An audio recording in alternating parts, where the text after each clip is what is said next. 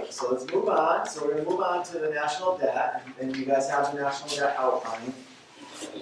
But really what this is just another barometer, okay? So what we're doing here is we're walking through the way that people would look at the economy and say, is the economy doing well?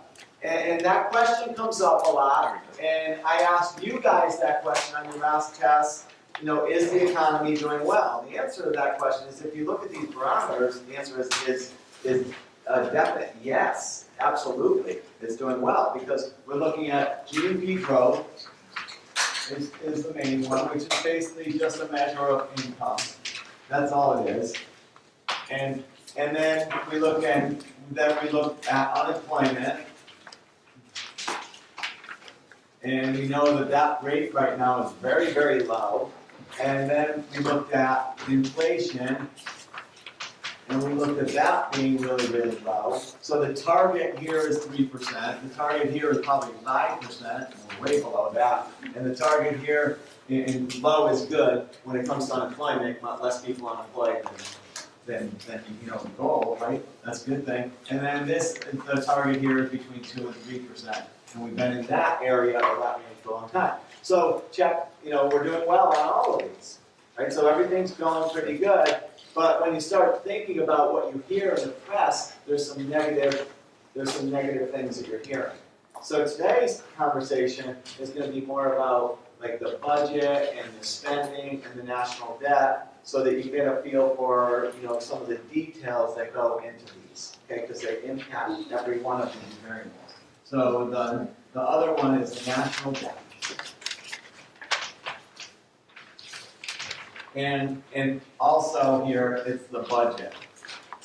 So we look at the budget and the budget deficit. So looking at the overall, some people would say that if the national debt is really, really high, that's a bad thing in the economy. It's a bad thing for the economy. And if the national debt is under control, or the budget's under control, then it's a good thing. Okay, so what happens is that the federal government has an option, if they overspend, to borrow money. And they can borrow it at a very, very low interest rate. And the way they do that is if they overspend, then they borrow. They can legally borrow.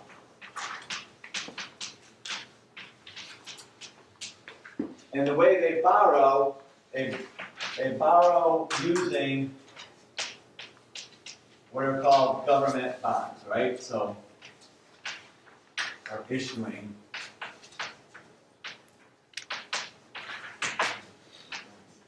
government bonds, otherwise known as securities. So that's what they do. So they're overspent. Now the states can't do that. The states don't have that authority. So if there's a shortfall at the state level, then I think it's like 44 of the states have these balanced budget amendments where they're not allowed to overspend, and so they have to, if they want to spend money, let's say on schools, what they do is they issue these bond referendums, right, and they sell these bonds, and then the government's component of that, or what they're liable for, is just to make sure they pay the bonds off. Right, so that's how they get away with overspending, is they borrow money, but they have to plan for that. So at the end of the year, let's say that Winthrop is a government agency, and there have been, there have been times where the fiscal year ends on, I think it's on June 30th, right? And so there have been times where we've gotten memos in the middle of summer saying the state's out of money, Winthrop's out of money, and there are no more copies. So something like that. Like we don't have the money to buy copy paper. So whatever you issue, for the students, just do everything electronically. Okay, and so it's been that bad, right? And because there's not much you can do. If you are short money, then there aren't many things you can do except borrow. And so a government agency, they have to deal with this. The federal government just borrows. So it's like a blessing and a curse at the same time. The good thing is they can overspend, so if there's emergencies, they can spend money and then they could go back and borrow it. And the bad thing is that they can borrow money whenever they want. And they can borrow money from one person and pay back another person. So that's kind of how that deal works, okay? So, okay, so the national debt is just an accumulation of overspending for a lot of years. That's all it is. So people overspend, and eventually it just adds up. So here's what we had. This is kind of over the years, we had a really low national debt. And then we hit, like in 1985-ish, we hit $1 trillion of national debt as a country. And since 1985, we now we're up to 22.5, I think it is. So let's take a look at where we are right now. National debt, and let's do that.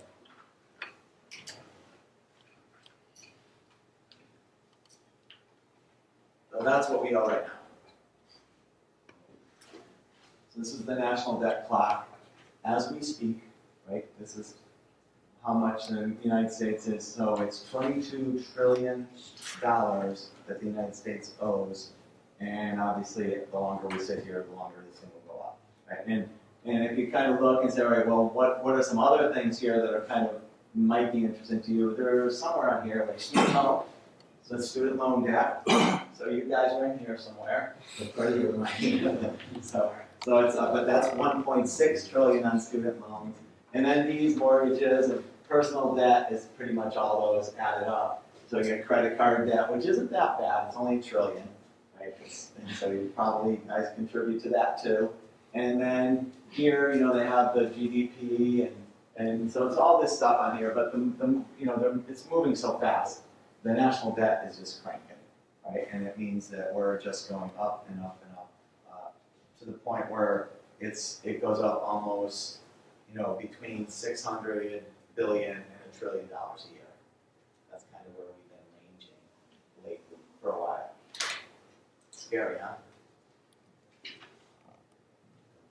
just get mesmerized by it. You stare at it and just like I always have to, whenever I put this on my computer, I gotta go, my God, turn it off. It drives me crazy to keep looking at it.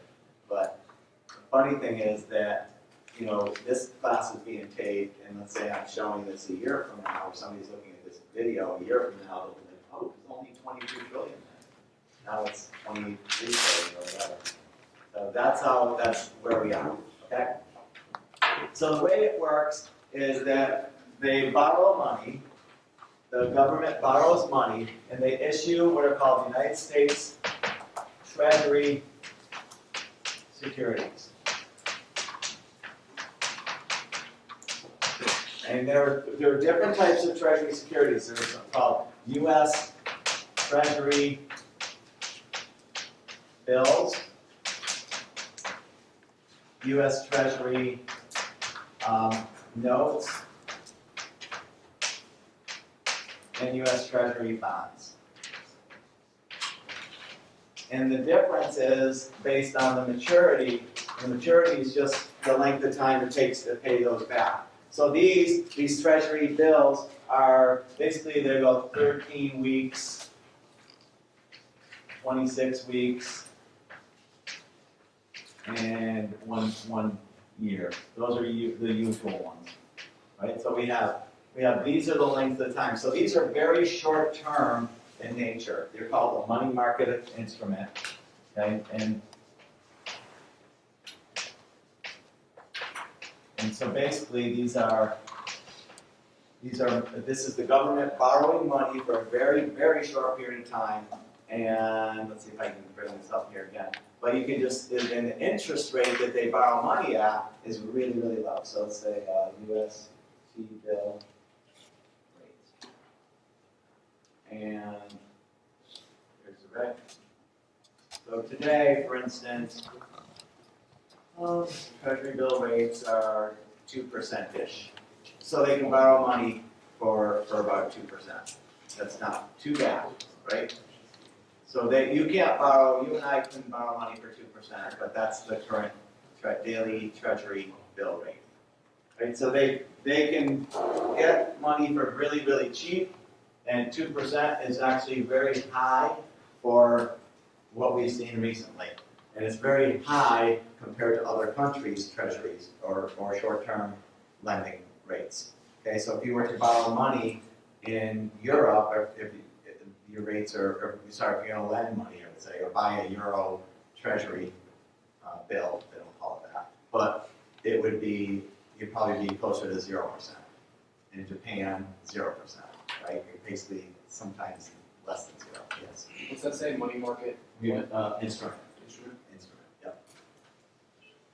Okay, so that's how they get the money, they're borrowing it. The notes, which are just longer term, it's basically 2 to 9 years is the maturity, and then they're a little bit higher, let's just say, I know the 10 is about 3% now, so I'm just going to say 3%. And then these are 10 to 30 years in maturity, and then you get up maybe 3.5%, 4% from that, right? So that's about as good as it's going to get right now for interest rates. So the interest rates are really, really low. So the big question is, why would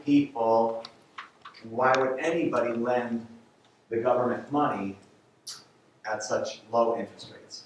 Why would you tie your money up for, let's say, 10 years and you're only getting a 3% rate of return? Because what is the inflation rate expected to be? What is the, what's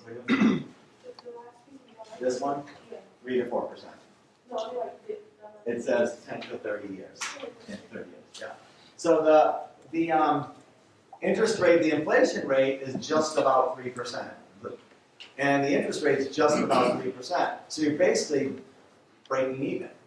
So if you lend them money, you're breaking even. If you lend them money in the short term, you're be lucky to break even, because inflation is over. If inflation is higher than 2%, then you're actually losing money.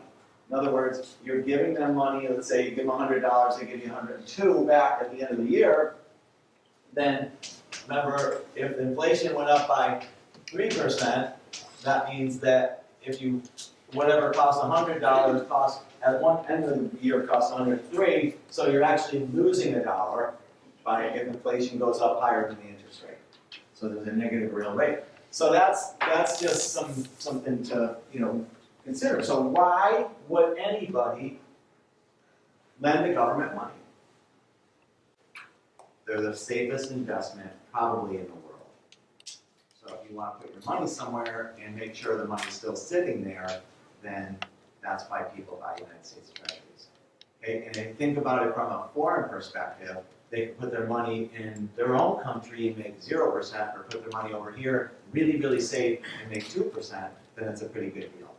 Think about you guys from a checking account perspective, where you can put your money into a checking account and maybe make, or a CD or something, and maybe make 1.5%, and you can put it in this and make 2. So, and it's safe, and it's really, really liquid. Liquid means that you can sell these at any time and get your money back. There's always buyers and sellers on this type of investment. So the reasons are, one, I mean, relatively speaking, the interest rate is pretty good for foreigners. Two, it's the safest. It is the safest security or investment in the world. All of them? Yeah, all of them. Treasury bills, anything issued by the United States Treasury Department is considered to be the safest investment you can. And the reason is because they have the ability to, there's always people lining up to lend them money. So they are able to do that. And so it allows them some, and so the good parts about that, of course, are that, they can do this anytime, right? They can lend money anytime. The bad parts are, they can borrow money anytime. The bad parts are that they can borrow money anytime. So that means they can just go out and overspend, and people still go out and, they continue to, to fund them. Okay, so let's say, now where does the national debt come from? It's just an accumulation of budget deficits.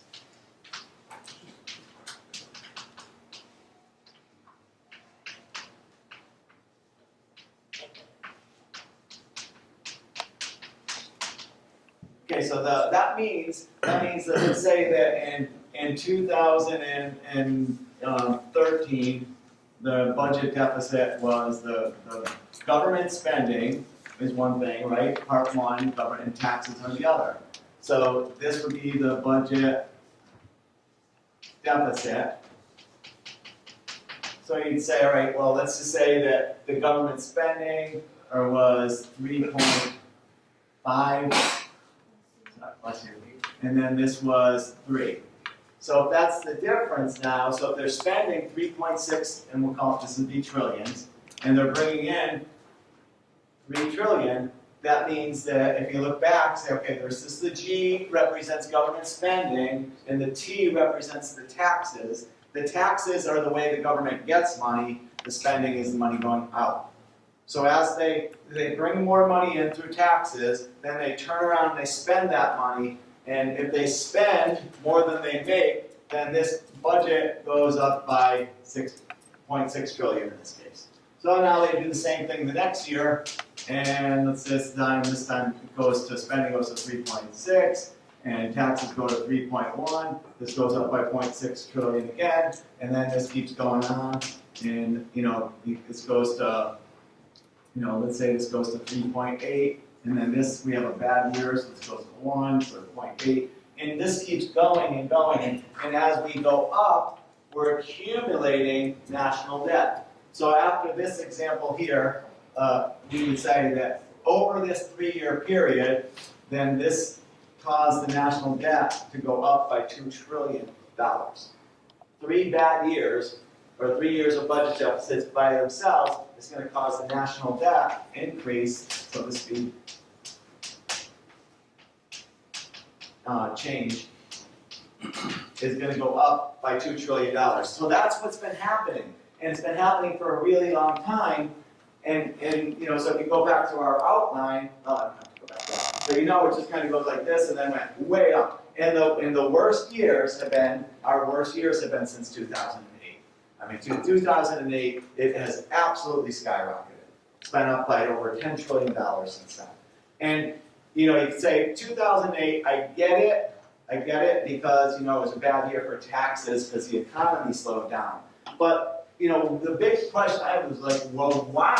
Why do we keep overspending? What is the value of accumulating these debts? Why do we keep doing it? Yeah, the Medicare, Medicaid, that's increasing. Yeah. Huge. Huge component of this is the government-funded healthcare.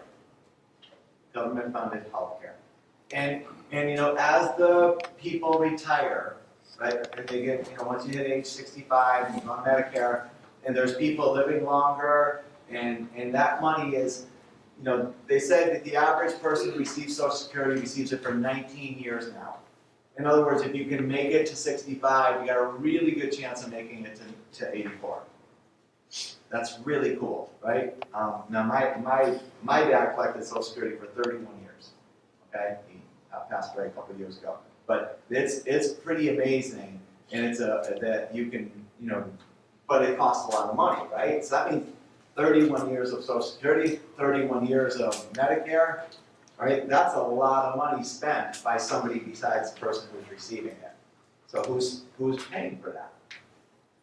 Well, you're raising your hand, but not because I'm saying you, right? You have a question? Well, yeah, we are. You are, It right? takes like 3, I think it's up to 3 people now to fund 1 retiree. Yeah, it's going to get worse because there's more people living longer and retiring earlier and all that. So right now we're paying for all that, and we're paying for for these so there's more spending, right? And one other part of the spending, I think you look at it like this: you look at social programs, and then you look at defense, and I could do a whole class on the government spending. I'm not going to, but really this whole Social Security is here, you know, Medicare here. States are supposed to participate with Medicaid, they're supposed to help. The federal government isn't supposed to have as big a role in Medicaid, but they're pretty huge in Medicare, yeah. Throughout all of this, how is the economy still good? It's good because if you think about, if the government's spending money, then that means there's more jobs created, right? So if you're looking at it like, let's just say we're looking at the medical field, and with Shelby, I think, was giving the results on the number of recently the jobs that have grown from Medicare, right? Or sorry, from the medical field. Yeah, so part of that money is coming from the government, even though they're not directly hiring, right? They're hiring. I mean, people are spending money on medical services and medical, and then these medical employees are hired, and so it's good for the economy. Because now they have jobs, they go to eat, they buy houses, they buy cars, so it's all good, right? And as soon as you start making money, then you spend it, and when you start spending it, it's good for the economy. Yeah. I don't understand how the government, like, if you invest in the government, how can the government pay you back what you invest if they don't have any money? That's a really good question. And what they would do is just borrow it from Lucy. So Lucy would give it to you. When you needed money, Phil, they would borrow it from the next person and give it to you. And then when she needs it, they'll go to Reese and get his money. And then, they just keep going around and people keep giving them money. And it's just, you never have to pay it back. It's like using a credit card to pay off a credit card. But you have a lot of credit cards. But you have this unlimited amount of credit that people are willing to give you. It's like infinite. It seems like it is at least. So people do it because they know the money can come from somewhere. And at the end of the day, it's all backed by the taxing authorities of the United States. So if the government wanted to raise taxes, they could pay for this. They could just raise taxes and then this would go down.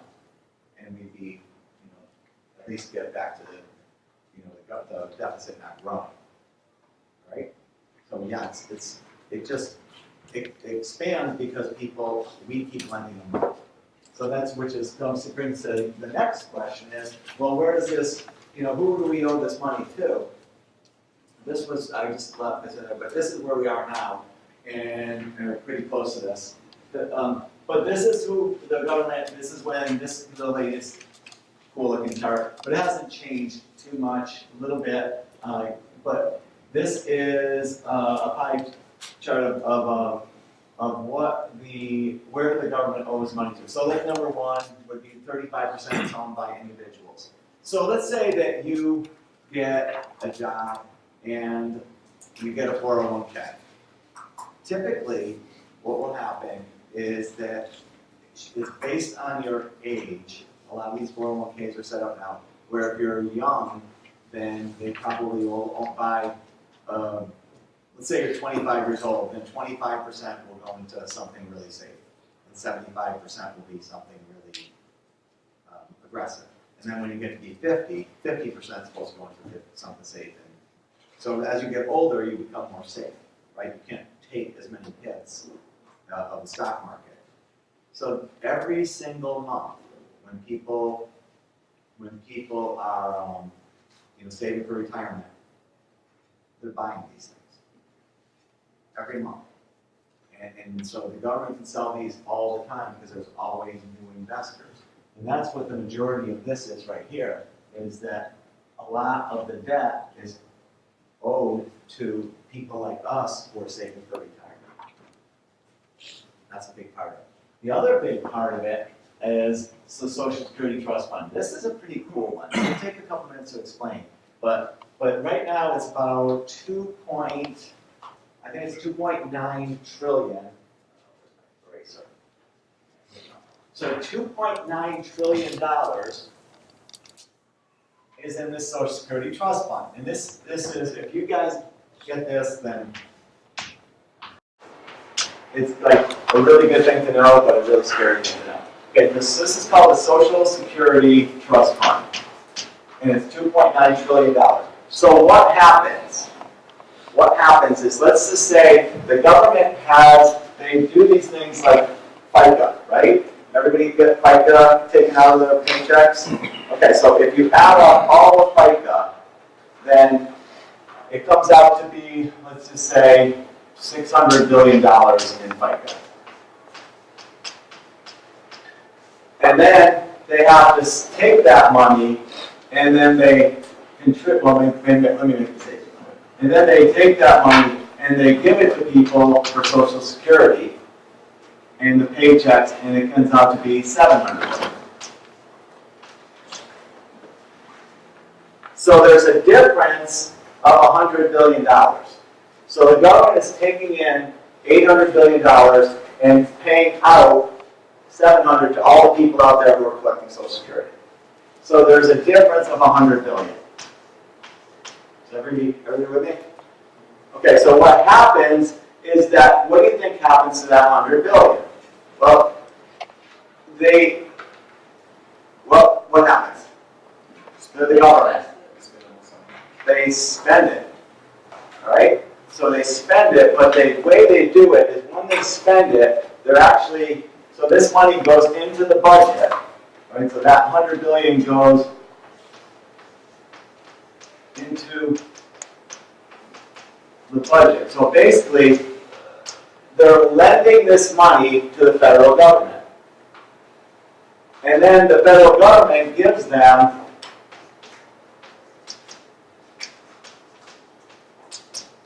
basically something like an IOU. It'd be like an IOU. And the IOU are United States Treasury bonds.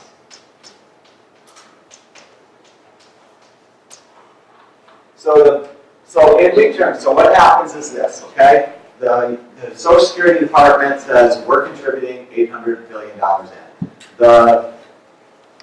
The government says we got to pay $700 billion out, so that leaves us a residual value of $100 billion. And then the government takes that money, right? So they say, great, we'll borrow that money from you because it's extra, and then, but we'll pay you back later. So they're basically saying we're going to issue some debt, right? Or you're borrowing from us, that's issuing debt. So now we're going to give you $100 billion. So put that in some account. Right? So now this Social Security Trust Fund gets $100 billion on it. And over time, this happens every year. It's happened every year for, since they started Social Security in 1934. And then remember when they first started Social Security, right? The average life expectancy was people were expected to die at age 65, and Social Security kicked in at age 65. So they never intended for this to be like one of these things where people are going to get for years and years and years. But obviously life expectancy has increased, and we're now like 83, 84. I think it is, I might be wrong. But it's something like that. And then Social Security hasn't changed, so you still get to collect it at age 65. But this money has accumulated and accumulated and accumulated, so that now we're up to $2.9 trillion. So the government owes the government money. And if you look at it from the other end, Sarah, well, how will they pay them back? So now you guys are retired, right? Well, fast forward 30, 40 years, and we gotta tap into this thing, right? So how is the money, where's that money gonna come from? How are they gonna get the money that's basically sitting in an account that says, we owe you? You have to borrow it. Right? So they have to turn around and borrow it from somebody. Because there's really no money there. It's not like they've said, oh, let's take this money and cash and we're going to sit here and it's in some big vault somewhere. It's a bank account that says, now you owe me this much, now you owe me this much, now you owe me this much, and it keeps going up and up and up. But there's the account, there's not like they got the money's spent. So where's the government going to get the money from? They're going to have to borrow it. But they owe themselves money. And for our end of it, if anybody says to you, oh, well, you don't have to worry about Social Security because we have this trust fund, I don't know if I would believe that. I mean, they did a study or they did some survey in UCLA and they asked the students, like, how many of you guys expect to earn Social Security when you retire? And how many of you guys believe in UFOs? And the UFOs won, right? More people believe in UFOs than they believe Okay, so you gotta learn to live without it, just in case, right? I'm not saying, look, if I get it, great. I have more chance of getting it than you do. Right? But if I don't, I'm ready. And I think that's kind of how I've been for the last 25 years of working. And I've been like, okay, I can't count on Social Security. And I think you should do the same thing. If it's there, great. If it's not there, well, you gotta live, you gotta be, able to make it without it. And it's not easy to do that, right? Because a lot of people really need it. And it could be solved. This problem could be solved. I'll just give you a real quick example. My oldest brother is old enough to collect Social Security, and he is a multimillionaire, right? And he collects Social Security. And I just think, why? Why are they giving it to him? He doesn't need it, right? So I'm not saying he put in more than I'll ever put in, right? He maxes out every year and all that. I get that, but it wasn't really designed originally for everybody to get it. And I know I'm going normative here, right? But I do think that there's ways where they could say, if you have 10 million in your bank account, maybe you shouldn't be eligible for this. I don't think that all those people over 10 million who have over 10 million, even if they vote against it, there's what, like, 0.5% of the population? They're still not going to win, right? I mean, it's like, so they're mad at you. Right? Okay, I still have 99% of people who like me because of this decision. But they don't do that. And again, I know that's crossing lines, and I'm sorry if you disagree with me, but there are ways to like ratchet up with income and say, at a certain level, you shouldn't get this, you shouldn't get this. Even though we know you paid in, thank you, right? But it's almost like at that point it's treated like it was just a tax, and they could. There's a lot of other things they could do too, but yeah. So say the world has a national debt or whatever. Is there enough money in the world to offset that national debt or worldly debt? Well, that's a really good point. The answer would be no. If you so no, there's not enough debt. There's not enough income to cover the debt. Right? Well, then I don't understand how a world can operate since they don't have money. Yeah, it's just people do it all the time. Right? There's people out there that have more debt than they do income, and we keep going because as long as you can pay off the interest or you make your payments, then you don't have to have that much money. Right? If you graduate from here, and the first thing you do is you buy a $150,000 house because you got a $30,000 a year job, the bank will give you the money, right? If you've got a good job, then you can make your payments, but still you're making 30 and you owe 150. It's sort of the way it works, right? It happens all the time. And just keep making your payments and you'll be all right. So, but I'm going to go through a few more of these. The Federal Reserve Bank one, and we talked about that a little bit. Same thing though. This is worse. You're thinking worse? How can it be worse? It's worse. Okay, because what happens with this one is that it's again the Federal Reserve Bank owns. I can't remember the amount, but we put it on the last one, right? It was it's about $2.5 trillion also. But this is owned by the Fed. But in this case, what's worse is that the Federal Reserve Bank buys Treasury securities from the United States government.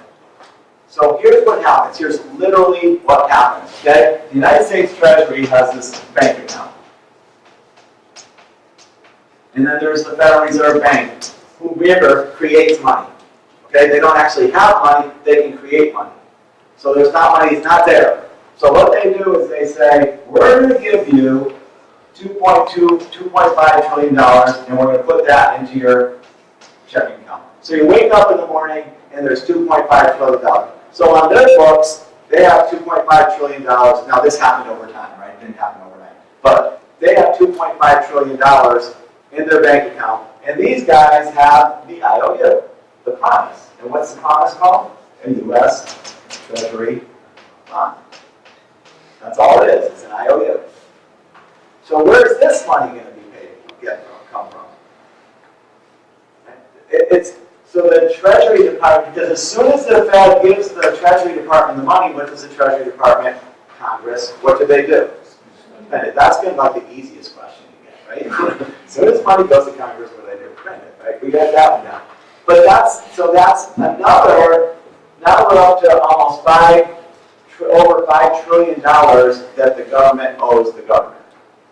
So now if you look at that $22 trillion deficit, you go, it's not as ominous as I thought, right? We owe each other. It's because I owe myself money, right? So it doesn't seem as bad. But they're trying now to do something about this too. It's a long story, I'm not going to get into it, but that's another place. But the one that seems to be most interesting to people is the foreign component of this. So if you look here, we have, let me just go into that. Let me give you this one here. This is kind of, all right, so this, and I guess I have to make, can you guys see those numbers at all? Right, this number here is 1.1 trillion dollars. So China, that says 1.1 trillion. China's the one who owns the biggest portion of our debt. As a country, it's not necessarily one person in China or their government. It's Chinese companies and government and all groups in China. They have extra money, so they invest in the United States. Why? Because it's good. It's good for them for us to have a strong dollar, et cetera, et cetera. So, because then we have more money and we're more stronger economy, it benefits them. Okay, and it's a safe investment. The next one would be Japan at one point, or at basically $1 trillion. So China owes 1.1 trillion of this 22 trillion is owned by China. So a lot of times you'll hear in the news, oh, China owes, our national debt, we owe it all to China, or et cetera, et cetera. What percentage is that? It's pretty small, right? 1 over 22? Yeah, a little less than 5% maybe, or a little more than 5%, but let's just say 5%-ish. That means that all it really means is that they're the ones holding our debt. That's it. So do they have power over us because they're holding our debt?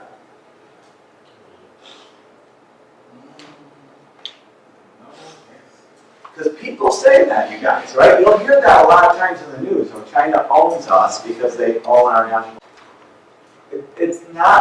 You're not in the power seat when they owe you money, right? You're not, because first of all, you're the one that. What if they just decide not? Let's say they default, which they wouldn't do because it would kill their credit rating and they not be able to borrow again. But what if they did? The winner is not China in that case. So China, it wouldn't be wise for China to say, let's sell it all at once, because that would kill the market, and then they wouldn't be in the prices that they were trying. Everything goes on the market at once, what happens to the price of that good? Right? Thanks. It goes down. Supply of anything goes up, the price is going to go down. So they can't do that. So they're kind of easing out of things, and that's what everybody does when they try to lower their amounts here. But there's not like a power thing. First of all, it's only 5%, which isn't a big deal. The government owes itself 30%. So. Yeah, so it's not right. It's not a big deal. So they're investors in China. It's not like one person in China says, let's do this. Let's buy $1 trillion of that. It is a group, right? It's investors, it's private, it's public, etc. Okay, so it's not like there's that much power in this position. Okay, they need us, so that they need our economy to be strong, so that we can continue to pay them back what we owe them.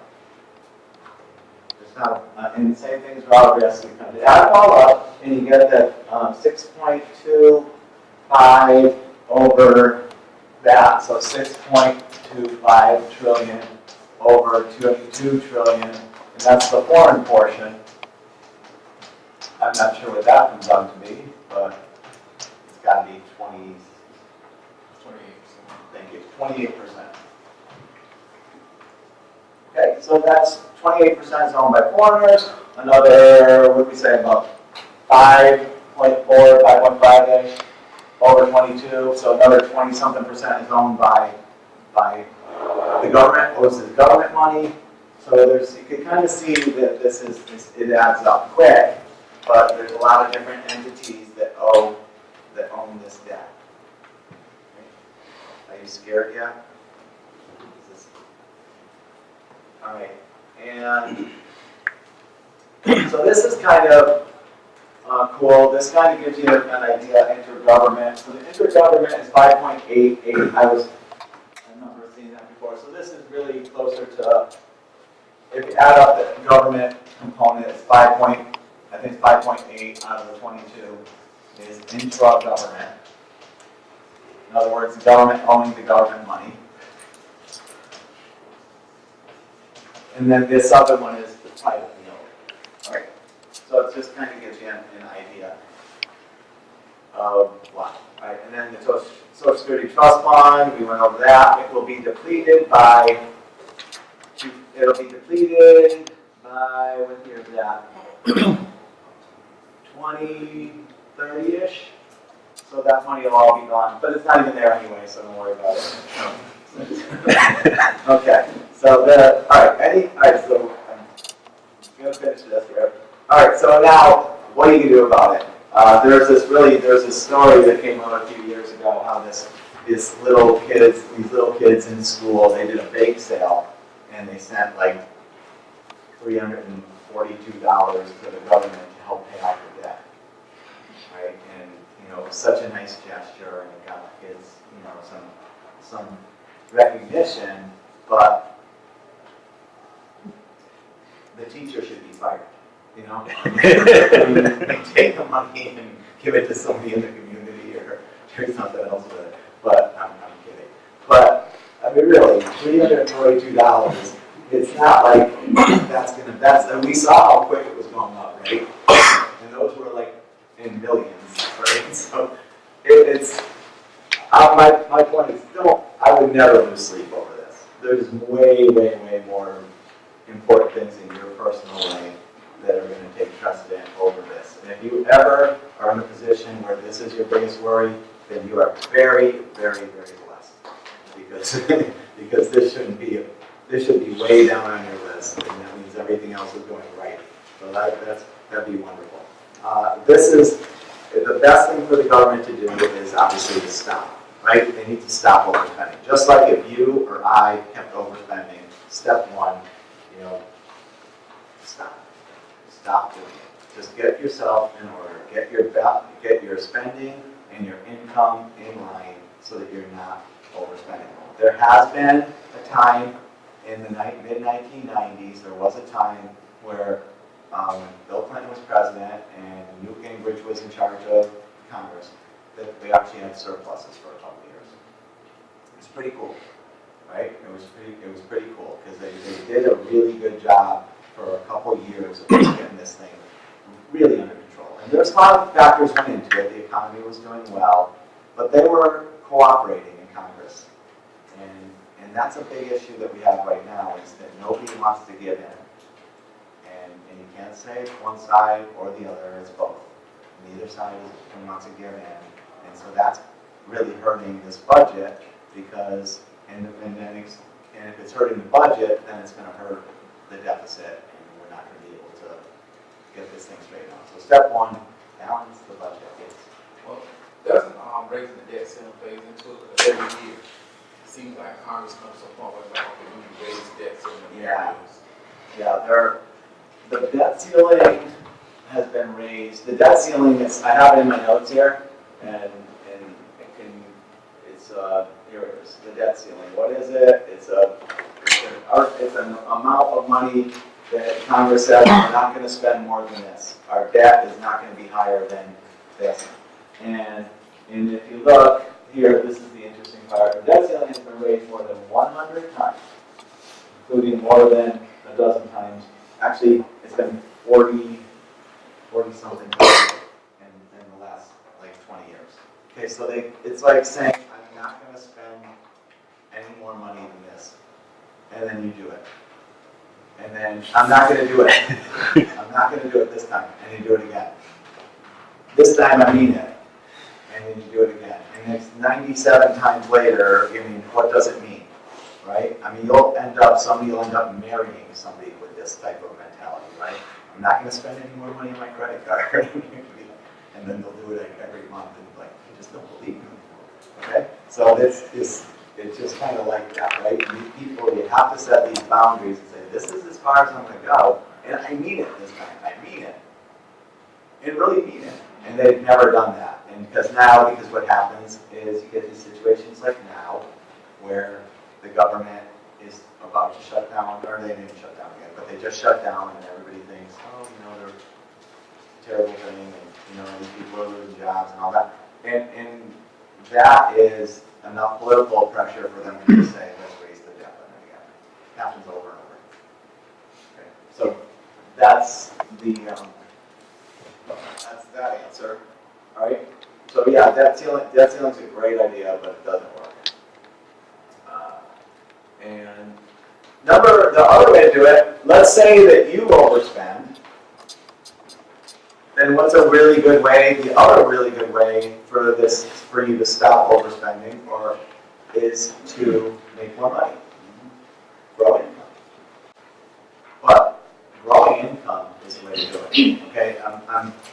So you know I'm a financial planner, and I have a friend who, he's not even my client yet because he's so broke. And he's got like 3 kids, and his kids are always like sick. And he just came, he shows me his whole budget, and I go, look, there's nothing you can do about your spending. Your spending is there, you gotta eat, you have to live. It's not like he lives in this mansion, right? He lives in a pretty humble house, and got 2 cars, and they're both used, and his wife works, and all that. And I just said, look, you don't have an expenditure problem you don't need to retire. And if we're going to get into that habit, and in his case, you can't go much lower, right? But because he's just buying the basics. But in the government's case, they have both, right? They also, the way to solve the income problem is for the economy to grow. Because when the economy grows, then tax revenue grows. And that allows them to spend more. So that's another thing they always try to build into their models, that hopefully the economy will grow, and if it grows by 3% this year, then our budget won't be as bad. And then the economy grows by 2%, and then we have a shortfall, because they didn't calculate